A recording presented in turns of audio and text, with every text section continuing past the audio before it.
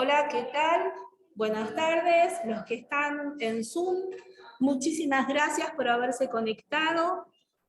Recuerden que como ya estamos grabando, es necesario que anoten su nombre y apellido, en qué servicio están trabajando y a qué hospital pertenecen. Muchas gracias. Vamos a empezar entonces este segundo encuentro. Está relacionado con los temas que se presentan en Classroom, en el segundo bloque. Ahí vamos a ver si quiere avanzar. ¿Está? Sí. Gracias, Agustina. Ese me salva, si no yo hago líos. Bueno, la verdad es que no se ve muy bien, que digamos, los que están presenciales, pobre. Pero el objetivo de este encuentro es determinar ¿qué son las BAC? Cuando decimos que estamos en presencia de una bacteriemia asociada a un catéter, relacionar los eventos adversos con estas bacteriemias asociadas a catéter, determinar las causas, identificar las propuestas de los distintos estudios que compartimos principalmente en nuestra plataforma de Classroom. ¿Se escucha? ¿Los que están en Zoom? Bien. Acá nosotros vamos a encontrar una brevísima definición de bacteriemias asociadas a catéter. Fíjense que lo que nos está diciendo es que tenemos un cultivo positivo, que el paciente tiene signos y síntomas clínicos, y que al tomar una muestra puede ser que tengamos una punta o un retrocultivo que nos dé con el mismo microorganismo. ¿Cuándo decimos que estamos en presencia de una bacteriemia asociada a catéter? Bueno, cuando ese catéter tiene una permanencia superior a 48 horas. ¿A quién se lo adjudicamos? Y a la unidad donde se hizo el procedimiento. Y este es un punto interesante a tener en cuenta, ¿sí? Bien. Hago líos. Bien. Existen distintas definiciones, ¿no? Obviamente, la bacteriemia asociada a catéter es lo que estaba mencionando anterior. Sin embargo, pueden ocurrir otros eventos, como una infección del sitio de inserción, como la infección del túnel, ¿no? Donde va a haber una serie de signos y síntomas que nos van a orientar, y gravísimo también, una infección de bolsillo asociado a este catéter implantable. Estas definiciones son para refrescarlas, nada más. Nosotros venimos diciendo desde el encuentro número 1 que toda infección asociada a un procedimiento, asociada a los cuidados que brindamos los que trabajamos en salud, es un evento adverso. Que vemos solo una parte, apenas una parte de lo que sucede. Y que no sucede porque sí, sino que existen fallas en distintos niveles. Pero también vimos en el encuentro anterior que los eventos adversos asociados a infecciones adquiridas por cuidados de la salud son evitables. Y vimos que en diferentes estudios nos decían que entre el 50 y el 70% de esos eventos, de esas infecciones asociadas al cuidado de la salud, eran evitables. ¿Y cuáles son las fallas que nos involucran y que se relacionan con el sistema, con la manera en la que estamos trabajando? Bueno, hay fallas que están determinadas por la organización y determinadas también por la gestión, y que van mucho más allá de lo que uno pueda estar realizando. Por eso tenemos como fallas latentes, estas que estoy definiendo. Pero también hay condiciones de trabajo que todos y todas conocemos, que nos ocurren y que nos han ocurrido muchísimo más durante la pandemia, que van a influenciar en o facilitar que aparezca un evento adverso, que aparezca una infección asociada al cuidado de la salud, en este caso una bacteremia, porque nos estamos manejando o estamos orientándonos hacia este tipo de infección. También vemos que hay fallos o fallas que están relacionadas con la actividad misma y que muchas veces aquellas determinaciones que nos vamos poniendo entre todos o que la misma organización nos presenta, la verdad es que terminan también siendo defectuosas. Es decir, hay una serie de factores que van a estar relacionados para que este evento adverso, esta bacteremia, aparezca. Vimos también en el encuentro anterior que cuando se hizo este estudio, por allá, por el año 2006, teníamos que el porcentaje muy, pero muy elevado eran errores o eventos adversos relacionados con la medicación, relacionados obviamente con las infecciones intrahospitalarias y relacionadas con procedimientos.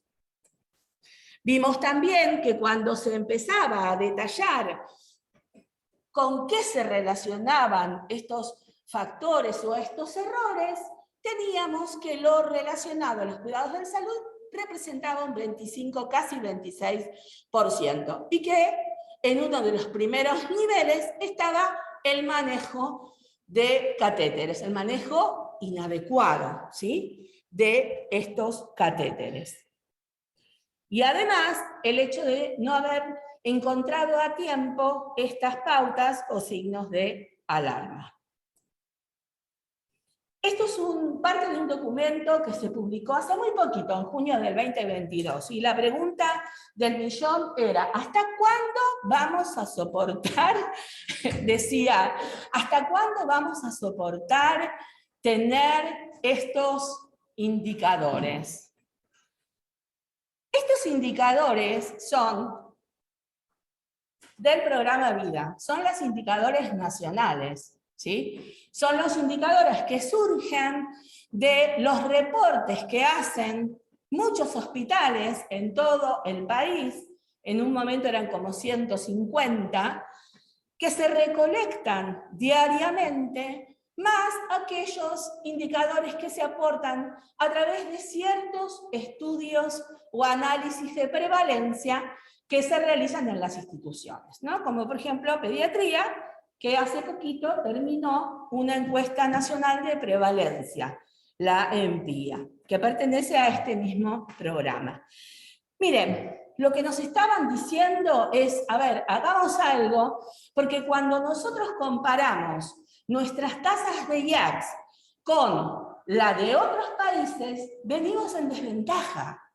Entonces, algo más tenemos que hacer. Esa era la apelación del doctor Vitoli.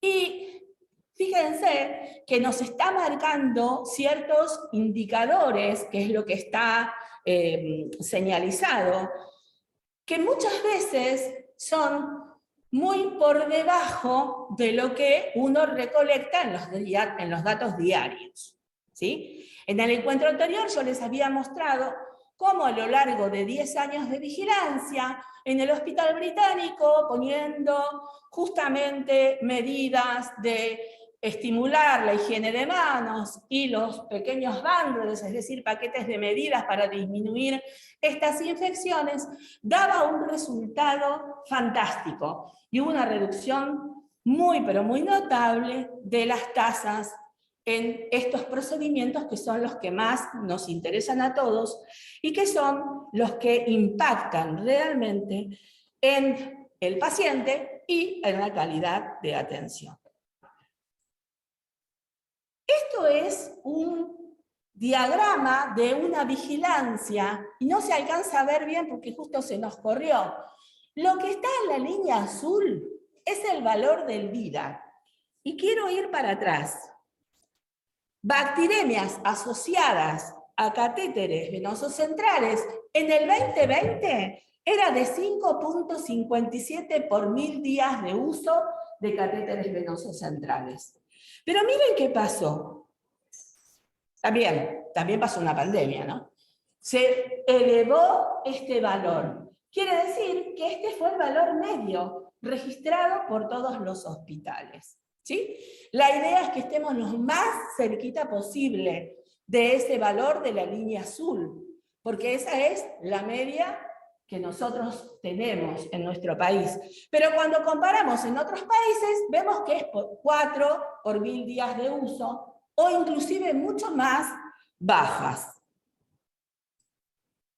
Bien, pero tiene que haber un conjunto de causas que permitan que aparezcan estas bacterias, porque solas no van a aparecer.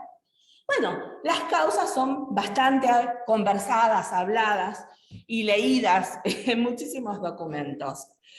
Una es la colonización de la piel en el sitio de inserción. Y nosotros sabemos que aquellos pacientes que están en terapia intensiva tienen al menos un baño diario con clorhexidina. Ese baño que ustedes hacen con el paciente va a reducir de forma significativa la carga microbiana en la piel. Ahora bien, si yo voy a colocar un catéter endovenoso, sea el sitio de inserción y las características que tenga, si hago una higiene de la piel, ¿qué va a pasar? Cuando voy a hacer la inserción, cuando yo voy a hacer la antisepsia, voy a tener muchísima menos cantidad de microorganismos en esa piel, por lo tanto, voy a tener menos riesgo. Así que esto es importante. La otra causa, también muy reiterada, es la contaminación en ese catéter intraluminal, es decir, en el lumen de ese catéter. ¿Pero por qué? Bueno, de alguna manera llegaron gérmenes ahí, que se supone que tiene que ser un sistema estéril, ¿no es cierto? Sea cual fuera el catéter. ¿Y cómo llega? A través de los conectores, a través de las manos del personal, a través de la piel, como dijimos, a través del manejo del sistema de infusión. Y la otra causa también probable es otro foco de siembra, decimos de siembra secundaria, es decir, que hay otro foco en el paciente y termina convirtiéndose en una bacteremia. Como ven, esto es de una empresa, pero la verdad me pareció que estaba bueno también para graficar lo que estábamos hablando, ¿no? Pero miren, no es casual que en el primer orden sean las manos del personal. Por eso insistimos tanto en la higiene de manos, ¿sí? Si nosotros cumplimos con el primer y el cuarto momento antes de tocar el paciente y luego de haber tocado el paciente, obviamente vamos a tener menos posibilidades que nos aparezca una infección asociada al cuidado de la salud. En este caso estamos hablando de bacteremias, pero sabemos que existen otras, ¿no? Entonces, de alguna manera, intenta reflejar lo que estábamos hablando. Y los puertos donde nosotros conectamos o donde nosotros infundimos alguna solución, si no se manejan de manera adecuada, seguramente cuando yo infundo algo, me voy a llevar arrastrando algún conjunto de microorganismos. El problema no es solo los microorganismos que puedan ir en una solución contaminada o porque no desinfecté bien el tapón, sino que hay algo que ocurre, y es que dentro de la luz de ese catéter van a comenzar a quedarse de alguna manera adheridos algunos elementos, parte de las mismas medicaciones, parte de lo mismo que estoy infundiendo, algunas moléculas que a lo largo del tiempo van a poder quedarse adheridas en la parte interna de ese catéter. Y eso va a ser suficiente para que un grupo de bacterias, e incluyendo otro tipo de microorganismos, puedan ir a fijarse. Miren lo que hacen. Son muy astutos los gérmenes. Van a comenzar a pegarse en esa luz del catéter y como van a ir generando una secreción de una sustancia que se denomina glucocálix, los va a ir protegiendo, van a quedar mejor pegaditos y adheridos y van a ir sumando todos los compañeros que encuentre por ahí. Van a quedar tapaditos por una manta que los va a proteger. Y así, debajo de esa manta que los protege, de este barro que se va formando con este glucocálix, van a empezar a reproducirse. Seguramente el paciente no va a tener problemas, pero al cabo de un tiempo, y dependiendo de la cantidad de gérmenes que se hayan podido adherir y comiencen a reproducirse, eso va a terminar rompiéndose. Ay, me falta la otra imagen. Bueno, se va a romper esa capa externa que los cubría y va a liberar una enorme cantidad de microorganismos que estaban guardados en el lumen del catéter. Y obviamente ahí se desata todo un cuadro clínico en el paciente. Probablemente haya sido con muchos días de anticipación, que pasó el evento de no haber limpiado bien, de no haber manejado de manera adecuada ese catéter, o de haber hecho la inserción en ese catéter corriéndonos de alguna de las recomendaciones.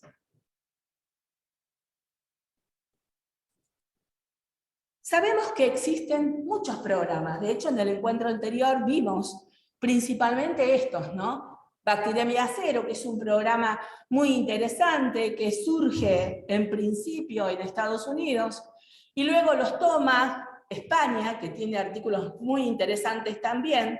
Por allá, por el 2010-2011, comienzan a hablarse de cómo hacer para tener bactiremia cero, que no haya casos, porque sabemos que complica mucho el estado de salud del paciente.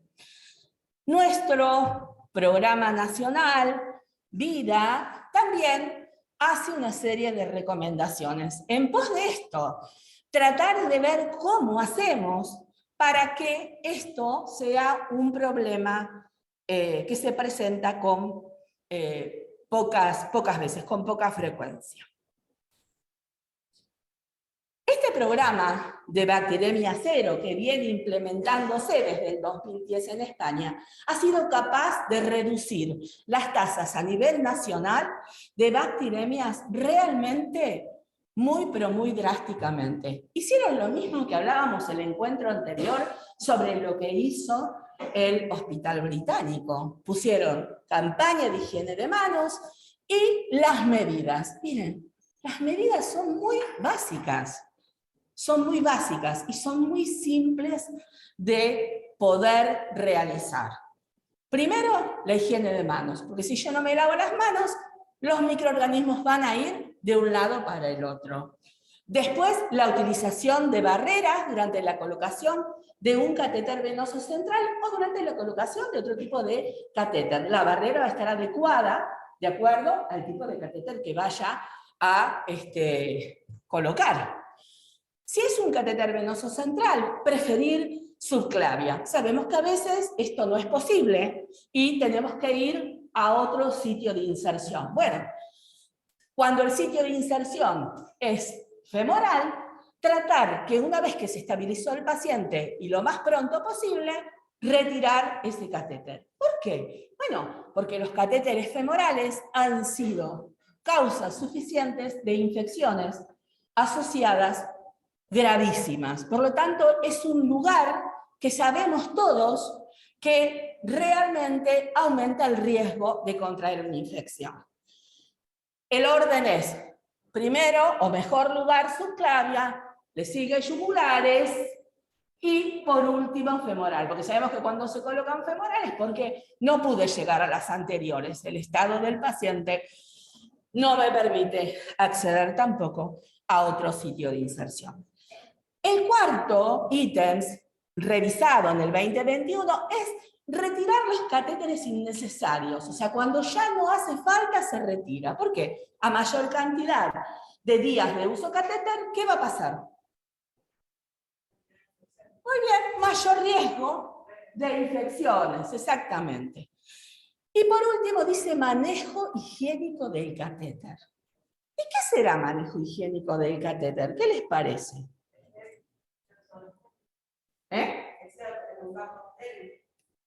Cuando voy a colocar, por supuesto, ¿no? Cuando va a colocar un catéter venoso central, especialmente cuando todo el mundo se viste, cuando cubre al paciente por completo, ¿no? Se toman estas medidas. Pero cuando voy a colocar un catéter periférico también tengo, sin que yo lo cubra con todo estéril, tengo que tener ciertas precauciones. Bien, esto es lo que dice la guía TISPA. Todo esto ustedes lo tienen en Classroom.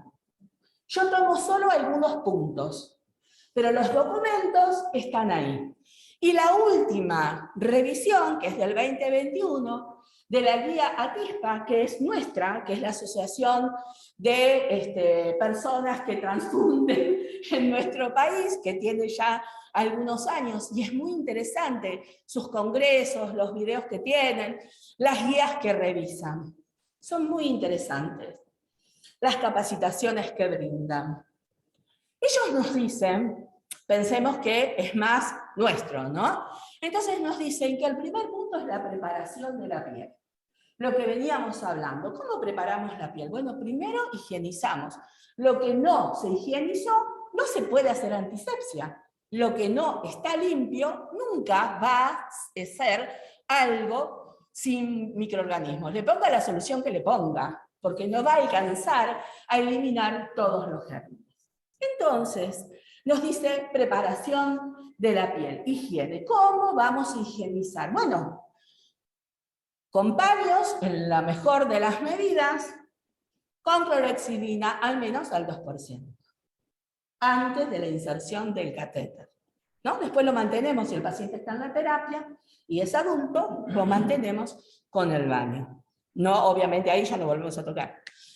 ¿Y cuál es, para la mayoría de las guías, porque en esto todas se ponen de acuerdo, la solución más efectiva para la antisepsia de la piel? Bueno, últimamente lo que se recomienda es clorhexidina del 0.5% en una base alcohólica. No está tan difundido porque es un poco más caro. También sabemos que esto se presenta en forma de spray, lo que hace que haya menos riesgo de que se contamine la solución, porque las soluciones se contaminan. Y si no tengo esto, ¿qué puedo usar? Bueno, vamos a suponer que no tengo los paños impregnados en clorhexidina para poder hacer la limpieza de la piel. Bueno, usaré un apósito, usaré la clorhexidina que tengo para la higiene, que la mayoría son al 4%, pero yo hago esa limpieza, enjuago para que no quede el pegote del resto del jabón, seco, y luego voy a hacer antisepsia de la piel. Pero no tengo clorhexidina 0,5% en base alcohólica, porque no me la consiguieron. Y entonces voy a hacer la inserción de un catéter venoso central. ¿Y entonces qué uso? Bueno, puedo tomar iodopovidona al 10%, puedo usar alcohol al 70%, sí. Puedo hacer, como se hacía antes, una pasada con la iodopovidona al 10% y la segunda pasada con el alcohol al 70%. Pero son soluciones que tienen que abrirse en ese momento. ¿Por qué? ¿Por qué será que la condición es soluciones que tienen que abrirse en ese momento para la inserción de catéteres?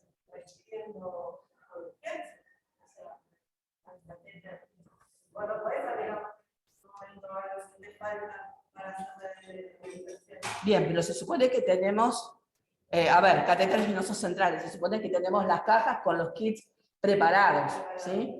Y para esa colocación, estamos hablando de un catéter venoso central, para esa colocación vamos a abrir un frasco nuevo. ¿Por qué?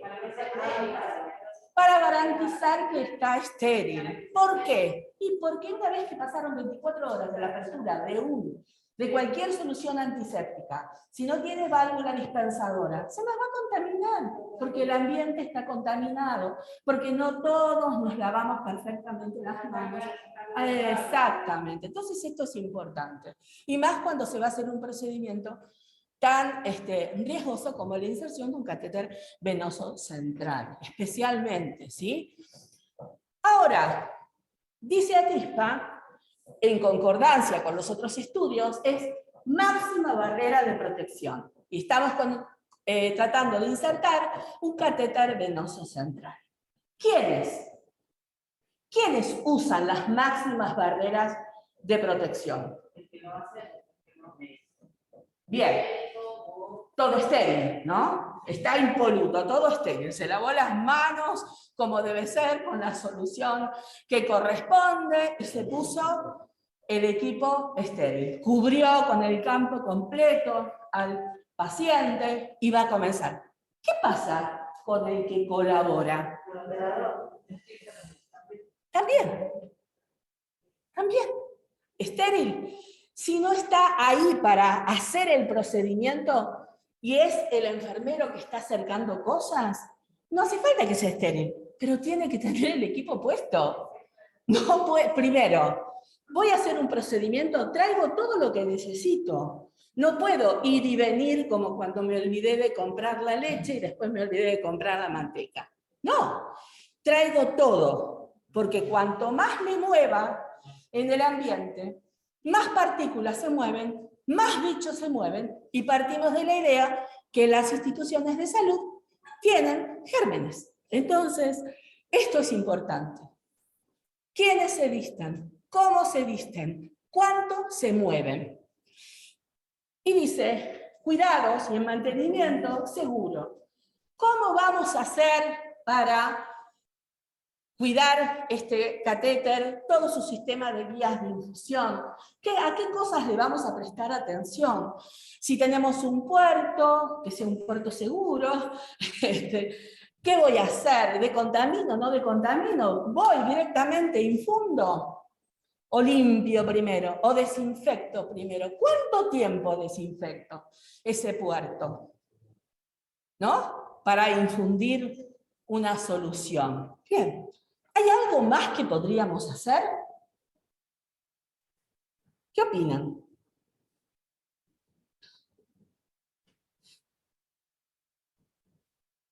Nada, hasta ahí estaríamos completos. Bueno, pero miren, si pensamos un poco que el hombrecito nos quedó allá arriba y no se ve, hay un hombrecito pensando con muchos signos de interrogante arriba, y si pensamos un poco, podemos hacer algo más, ¿sí? Podemos preparar la unidad. ¿Por qué? Nosotros dijimos que las superficies están contaminadas. El aire circula. Y en esa circulación del aire hay partículas, dentro de las partículas hay microorganismos, y se van a ir a apoyar a todas las superficies horizontales. ¿Dónde está el paciente? En la cabecera del paciente. ¿Qué tenemos por encima? ¿Cómo se llama esto? Poliductos, ¿no? Los monitores. Tenemos un montón de cosas. Claro, entonces, a ver, miren, hay muchas instituciones que tienen como pauta, porque yo sé que se va a ir a colocar un catéter ahí. No es que hay, así como un aborto de la naturaleza, hoy justo tuve una epifanía y ya a los 2 segundos lo hago. No, necesito una preparación, necesito ciertas cosas. Y hay muchas instituciones que hace muchos años los catéteres venosos centrales, por ejemplo, se colocaban en ambiente seguro, sea en la Viropame, que también es de alguna época que hacíamos otras cosas, iban a quirófano, o había un lugar exclusivo para procedimiento que funcionaba como un lugar súper limpio. Bueno, hoy lo hacemos en las salas, especialmente en terapia intensiva, ¿no? Porque sabemos que es un lugar que tiene que tener un ambiente controlado. Ahora, de todas maneras, yo puedo preparar esa unidad. Revisemos qué pasa, ¿sí? Porque a veces uno pasa la mano y se va quedando con algunas partículas de polvillo. Y donde hay polvo, hay bichos. Y se mueven. Yo me muevo, tenemos ahí al operador que se mueve porque quiere hacer algo, desplaza el aire, desplaza partículas, desplaza bichos. Entonces, eso es algo más que podemos hacer. Tampoco es demasiado complicado.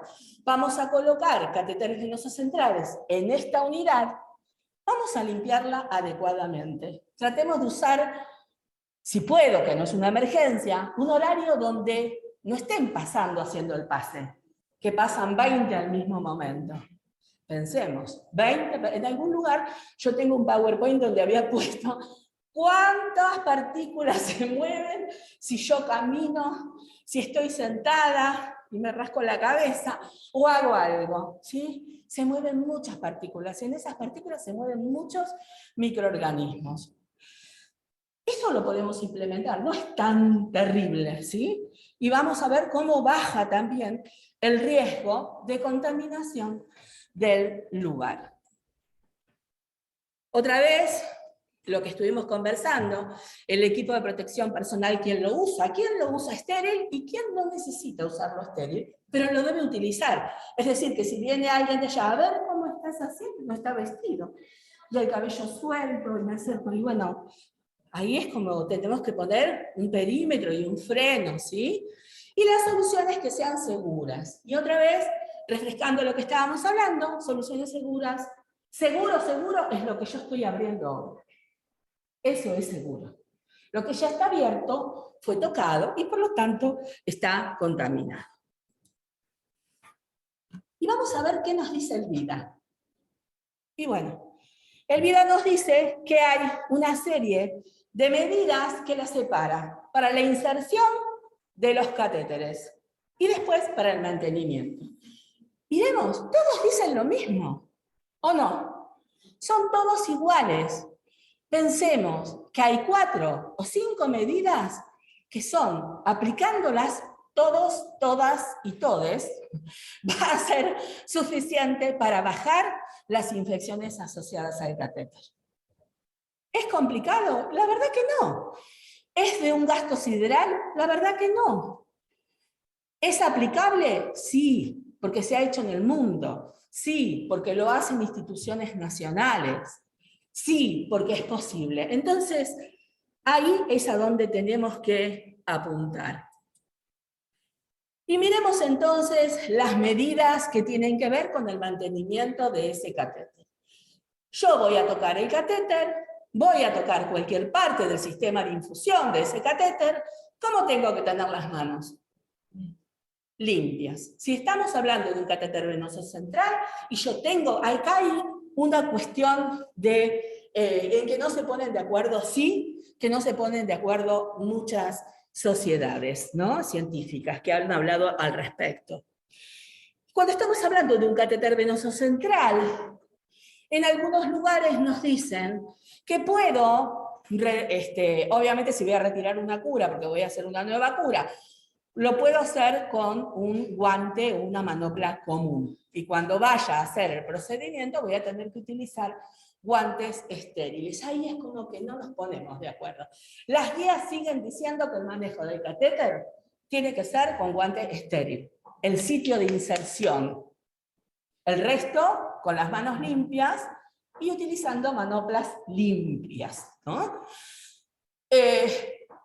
Fuera de eso, todos estamos de acuerdo que vamos a tener que desinfectar el sitio de inserción con algún antiséptico, aplicar antisepsia, perdón, porque en la piel se hace antisepsia, no desinfección, con alguna solución que sea segura. Si no, le voy a meter bichos. Y esto es importante. ¿Qué saco la solución? ¿De la cama del paciente que está con aislamiento por multi-R? ¿Será segura la solución que está a los pies de la cama del paciente que tiene un germen multi-R? ¿Saco los guantes de ahí? No. ¿Por qué? Está contaminado. Entonces tengo que tener ciertas precauciones. Cuanto más tocamos una cosa, sea cual fuere, más contaminada va a estar, ¿sí? Y la cobertura tiene que estar intacta. Y entonces acá también está bueno pensar, ¿cómo lo voy a cubrir? Lo voy a cubrir con gasas estériles. Ok, no la puedo cortar, no la puedo tocar, o sea, la toco con el máximo de los cuidados, porque si no ya no va a ser más estéril, ¿no? O voy a aplicar, si ya no tiene riesgo de secreción, de sangre o de nada, un parche transparente, estéril. ¿Lo corto porque es grande? ¿Por qué? Porque si lo corté ya no es estéril. Ya lo contaminé. Esa tijera sucia que anda por los bolsillos. Y yo le paso el alcohol para limpiarla, pero ¿saben qué? No le saco todos los microorganismos. Y acá estoy utilizando algo que tiene que ser realmente estéril. Entonces, para evitarme este problema, le cambio la cura todos los días, cada 24 horas. ¿Está bien? No. ¿Por qué? Porque si es una gasa, a no ser de que yo vea que está manchada, despegada, sucia, lo que fuera, la voy a cambiar cada 48 horas. Cuanto más toco, más contamino. Si es un parche transparente, yo puedo observar ese sitio de inserción. Lo puedo dejar 7 días sin ningún problema, a no ser que se despegue. ¿Sí? La idea es tocar lo menos posible. Cuanto más toco, más contamino. Yo voy a conectar algo a ese sistema de vías de infusión.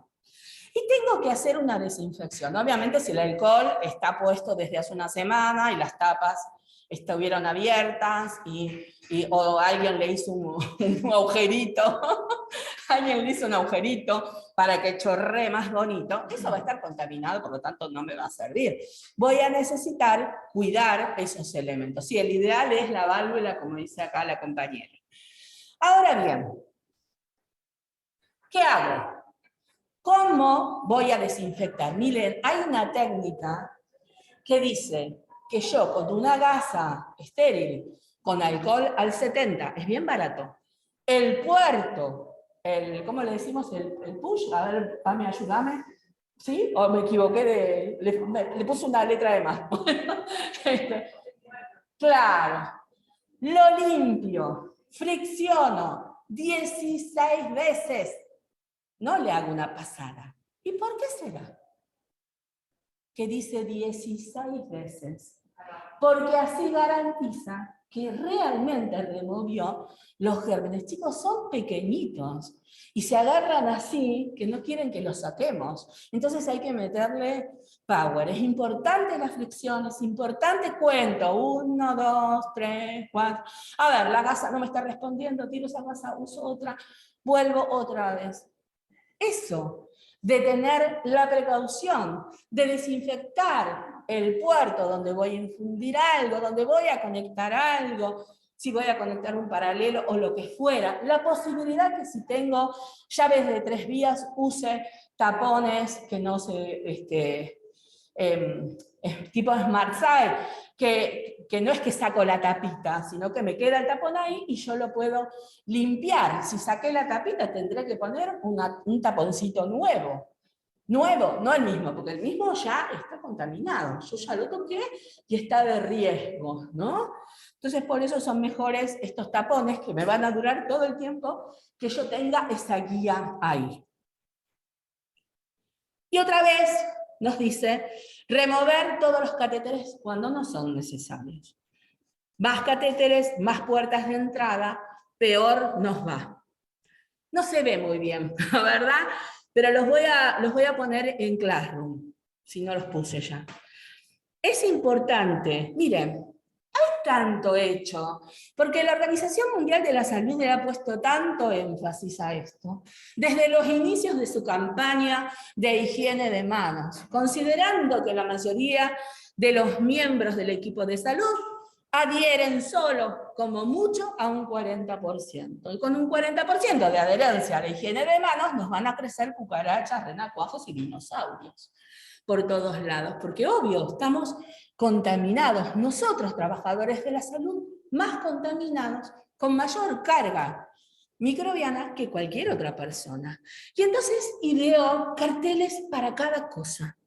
carteles de los momentos de la higiene de manos en la atención para pacientes con catéteres venosos centrales. Y entonces me dice, son los mismos que los anteriores, que los 5 momentos, y que yo veo poco, pero sin embargo me está diciendo que tengo que prestar atención fundamental en el momento de la inserción y en el momento del retiro de ese catéter. Que cada vez que yo voy a abrir ese equipo de administración, ese sistema de infusión, me tengo que lavar las manos de manera adecuada. Que antes de preparar esa medicación me tengo que lavar las manos. Que no puedo ir a preparar la medicación con las manos que recién me saqué los guantes, ¿no? Para manipular el catéter necesitas guantes estériles. Ahí viene el problema, que era lo que te estaba diciendo, donde las recomendaciones no se ponen de acuerdo. ¿Sí? ¿Qué tipo de modificación te estás para el volumen de infusión? Cambiar la infusión o eso. Las manos limpias. A ver. Perfecto. Las manos limpias. Si vos vas a usar unas manoplas, porque no hace falta, o sea, el guante estéril va a ser, o va a ser con más lógica cuando vas al sitio de inserción en un catéter venoso central. ¿Sí? Pero después las manos limpias. Y si vas a usar guantes, que sean guantes limpios. Que no sea la caja que venimos que se abrió a la noche y que todo el mundo metió la mano, no va a durar tanto. Pero que todo el mundo metió la mano, porque esa caja va a estar contaminada, ¿se entiende? La recomendación no dice que yo todas las veces tengo que usar guantes estériles, pero sí dice que me tengo que lavar las manos antes de tocar cualquier parte del sistema de infusión. ¿No? Entonces ahí me hace esa aclaración. Bien, no sé si te quedó claro, si te respondí lo que... Gracias. Ay, me pasé otra. Y acá vuelve a reforzar, ¿no? Dale que vamos otra vez. Y reitera exactamente lo mismo de lo que hablamos anteriormente. ¿Sí? La higiene por sobre todas las cosas, evitar la inserción de catéteres en la vena femoral, limpiar con un antiséptico que sea seguro, preferentemente clorhexidina al 2%, primero, ¿sí? Antes de la inserción, utilizar las barreras de máxima protección, cambiar las gasas, como estamos diciendo, si es una gasa estéril cada 2 días, si es un apósito transparente cada 7 días. Las tubuladuras o las guías no se alcanza a ver bien ahí porque está chiquitito, que se utilizan. Ellos acá dicen que se utilizan para sangre, dice 24 horas. Nosotros sabemos que esto es menos el tiempo, generalmente son 4 horas, termina la infusión y chau, se saca esa guía, ¿no? Pero si tienen emulsiones que puedan tener lípidos o otro tipo de soluciones, extiende la utilización de esa tubuladura, de esa guía, por 24 horas. Monitorear, ver qué pasa con ese catéter, observarlo, registrar la fecha y hora de la inserción, así como del retiro. ¿Por qué? Bueno, porque a veces el paciente comienza a hacer un cuadro clínico y el catéter ya se sacó. ¿No? ¡Ay, qué calor tengo! Ya vamos terminando. Ahora bien, esta es otra guía que también se comparte en la parte de Classroom para que ustedes la puedan ver, que es del 2020, que trabaja muchísimo el equipo que construyó, que elaboró esta guía con Atispa también, que es de México, pero está muy interesante. Y lo que ellos hablan especialmente es de los catéteres venosos periféricos cortos, que son los más utilizados. ¿Sí? Por lo tanto, son aquellos también a los cuales le tenemos que prestar atención. Entonces, bueno, nos dice que es necesario valorar al paciente, seleccionar el sitio y el tipo de catéter. Y acá nos dice algo. Tratar de evitar utilizar un catéter que tenga un calibre o un diámetro muy grande, porque cuanto más grande es, en comparación con el vaso donde vamos a insertar el catéter, mayor riesgo de trauma. Mayor riesgo de trauma en ese vaso, mayor posibilidad de que se comience a generar un proceso inflamatorio o infeccioso. Y yo siempre cuando veo esto me acuerdo hay que ponerle un catéter 14 porque va a quirófano. A ver, si no hace falta que usemos esos enormes gordotes, ¿no? Bien, y otra vez nos dice la higiene en la piel. Primero hay que limpiar la piel. Luego voy a realizar la antisepsia. Revisa estos contenidos también. ¿Cómo vamos a llevar a cabo la inserción? ¿Sí? A ver, yo sé que si, dependiendo de cuál sea el tipo de catéter que esté utilizando, las medidas de barrera en este espacio será la higiene de manos y la utilización de guantes limpios. Guantes limpios. Proteger, dice proteger la piel. A ver, cuando yo utilizo, y esto también lo podemos traspolar a lo que sucede con los catéteres venosos centrales. Cuando yo utilizo lo que nosotros llamamos Tegaderm, estos parches transparentes, son maravillosos, porque me permiten visualizar, porque se adhieren y mantienen, están estériles y mantienen estéril la zona de inserción del catéter. Es verdad. Pero cuando yo pego y despego, va causando cierta lesión en la piel. Y de eso se trata este MARSI, ¿sí? Si es que existe irritación en esa piel, por culpa de esa irritación, voy a tener también más posibilidades de que por ese trauma, que se genere algún proceso inflamatorio y luego infeccioso. ¿Cómo vamos a estabilizar ese catéter? Si el catéter no está estabilizado, se va a mover para todos lados, estamos en problemas. Y ahí viene uno de los problemas con los que vamos a tener que correr. Y como ven, es exactamente lo mismo que el resto de las recomendaciones, no importa dónde esté el catéter, pero sí nos dice algo interesante. Y nos dice que tratemos de evitar la vena media y la vena cefálica accesoria. Las demás las podemos usar todas, según este documento. Así que está interesante, porque realmente yo no sé si ustedes ya habían visto detalladamente este tipo de recomendaciones, pero a mí me pareció interesante e interesante compartirla. Y entonces me dice, ahí vamos, me dice que cuando yo utilizo venas que son dorsales metacarpianas, dañan mínimamente el árbol vascular. Pero el problema es que permiten, no los alcanzan a ver, me parece que no fue una buena elección del rojo, pero permite diámetros menores de catéteres. Limita el movimiento para el paciente y puede variar el flujo de lo que estoy infundiendo según la posición de la mano. Esto va a estar en Classroom, así que lo que no alcancen a leer lo van a poder ver después. ¿Por qué o cuáles son las objeciones o cuáles son los beneficios y contras sobre radial y cubital?